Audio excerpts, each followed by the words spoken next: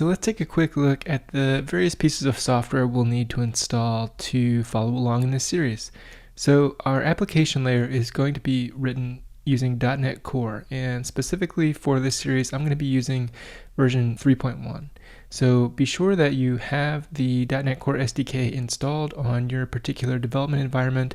It's cross-platform, so whether you're using Windows, Linux, or Mac, you should be able to find an SDK that suits your particular platform.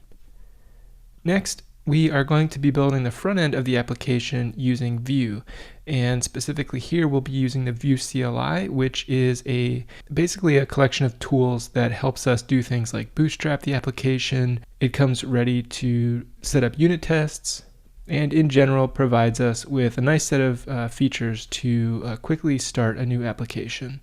Now, I'll be developing on Mac, but if you're on Windows, I would highly recommend taking a look at the Commander terminal emulator or console emulator and using the version that's built on Git for Windows. In general, I've found that it provides a nicer experience from a development perspective than the built-in Windows command line or PowerShell, but if you're comfortable with either of those, then by all means use what you're familiar with.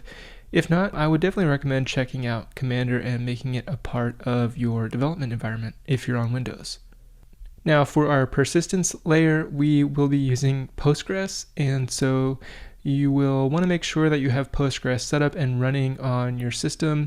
If you're using Mac, you can use brew to install Postgres. It's also sometimes useful to run Postgres in a Docker container, although that's not necessarily required for following along with this tutorial. All that will really be required is that Postgres is running, and we'll assume that it's running on its default port of 5432. We'll take care of setting up the database and all the tables and that sort of thing. We'll just need to make sure that Postgres is ready to use on your development environment. And then I would recommend installing the pgadmin graphical user interface. It provides a lot of nice tools for quickly querying tables and monitoring the health of your Postgres setup. You can actually see the number of connections as well as the number of transactions over time and just general I/O stats. It makes it really easy to write queries, which we'll be doing in over the course of this series. There's also a tool called pSQL that you can use from your terminal as well. We may be using that as well. But if you're not comfortable using pSQL, then pgadmin, like I said, provides a nice graphical user interface. It just runs directly in the browser. Okay, so what I'm going to do here is I'm just in my projects directory. I'm going to go ahead and make a new project called GoodBooks, and we'll cd into GoodBooks. And so this will be the root of our project and will basically contain two separate smaller projects, if you will, that comprise our application. So we'll have our front end here as well as our back end. And our back end will consist of several small .NET projects, each of which will be part of a .NET solution. So to make a new solution, we can run .NET new SLN. So this is going to create a .NET solution, and the solution can contain one or more projects. And so if we take a look at what's in the directory now, we just have this SLN file. So what we're going to do now is add a web API project. So we can do that with .NET new web API-o goodbooks.web. That's going to create a brand new web API project with this particular name. So you'll notice that a directory has been created. We haven't actually added it to our solution yet. We'll do that momentarily, but first we need to create some additional class libraries to support our web application. And that's just so that we can separate concerns out on the back end. So we'll do .NET new ClassLib-f NetCore app 3.1. And our first class library here will be called goodbooks.data.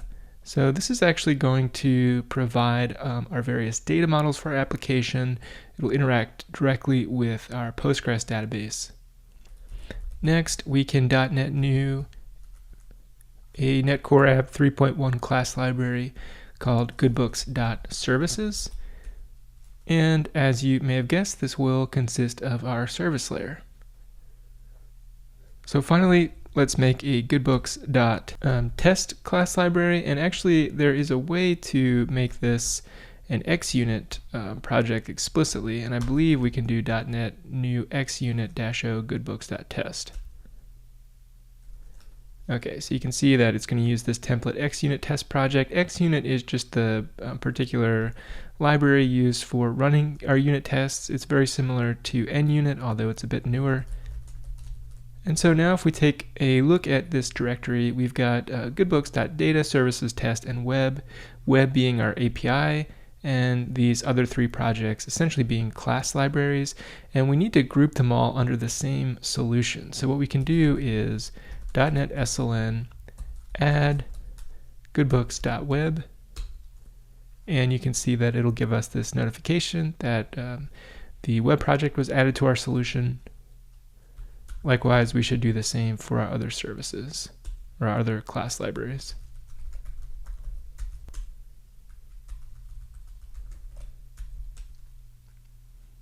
Okay, with that, we now have a starter project, if you will, for our backend.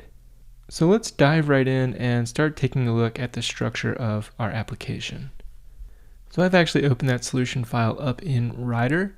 If you're using Visual Studio, then you should also be able to follow along here. The user interfaces are fairly similar. The key point being here that you're going to want to open up the solution file in your IDE, under which you should be able to see each of the different projects that we created from the terminal just a few minutes ago. So now, before we get too far into each of the projects, let's just take a quick look at our web API project. So you can see that .NET has scaffolded out a pretty bare bones web project for us. There's something called a controllers directory here, and we have a properties directory that contains this launch settings.json file. We can see our dependencies here, which include our frameworks. We don't have any libraries installed yet. We'll be using NuGet to manage packages and external dependencies for our projects. And we also have this program.cs file and this startup.cs file. So these are C# files. And then finally we have a C# file called weather forecast that contains this class weather forecast. So when I first saw this, when I was playing around with .NET or .NET Core 3 in particular, I noticed that the CLI has started generating this sample project. And in my opinion, it's a little much, but I suppose it is nice to provide some simple example of how .NET more or less works in terms of creating web APIs. But it's a little strange. Nonetheless, it does come here as an example to us. Inside of the controllers directory, you'll notice that we have a weather forecast controller. And a few things to take note of here. We can see that this controller has an attribute API controller on it. It also has a route and then these square brackets with the word controller in it. This is essentially going to be defining the path at which the weather controller methods will get invoked. So our endpoints will be defined by various controller methods. These get the attribute HTTP GET or POST or PATCH or DELETE or whatever the particular HTTP verb at which these endpoints can be hit should be. And then you can see that there's some static data in here, and in the constructor of our controller, it's currently just taking an interface iLogger of type weather forecast controller and getting set to this private field. One of the key things to note here is that .NET Core is out of the box, giving us the ability to use its built-in dependency injection framework. And so what that means is that classes such as our controller here don't need to create new instances of their dependencies. Rather, the framework will take care of mapping the dependencies to the correct implementations and then injecting those via constructor injection into the classes where they're needed. So note that we're not creating a new instance of a logger here. It is just getting injected into this controller such that when the framework sets up the controller, it maps this to an actual logger that we can use. This will come in very useful when we talk about setting up our service layer, because our controllers will take various services which will implement some interface, and then we can basically request those dependencies using the interface in the various constructors of our controllers and create that mapping in our startup file. So that may be a lot at once if dependency injection is a new concept, but I guarantee you that it will become more clear as we actually build out a working example. Okay, so before we change anything, let's just take a quick look at what's happening in controller here. We know that we're going to hit some route. In this case, we're going to hit like /weather forecast, and that's taken care of with this special syntax here saying just hit the controller as the route. So we're hitting weather forecast. And when we make a GET request, it's essentially just going to use this random number generator to do something kind of funky here. Basically, over some range between 1 and 5, select a new weather forecast object that's coming from our weather forecast class here, and then fill it with some values. So just add some days from now, set this to temperature using the random number generator, and the summary will be summaries, and then use the RNG to get some random index from the summary here, which, if you note, actually bears no correlation to the temperature. So it's just a little funky example that exists, but it's not to be taken too seriously, I should say. So what we can do is I'm going to go ahead and build the web project. And the nice thing, at least, about the example is that it provides us a working example out of the box. And so I've built it here within my IDE, but you can also build it from the terminal just by running .NET build. And since I'm in the root here, it's going to actually build the entire solution. Okay, so that looks good. If we cd into the web directory and run .NET run, we'll see that we can actually start the API. And that's, like I said, kind of the nice thing about having this example is that at least there is something working out of the box. And so now you can see it says it's listening on localhost on HTTPS at 5001 and on HTTP at port 5000. So let's go ahead and take a visit to either one of these URLs.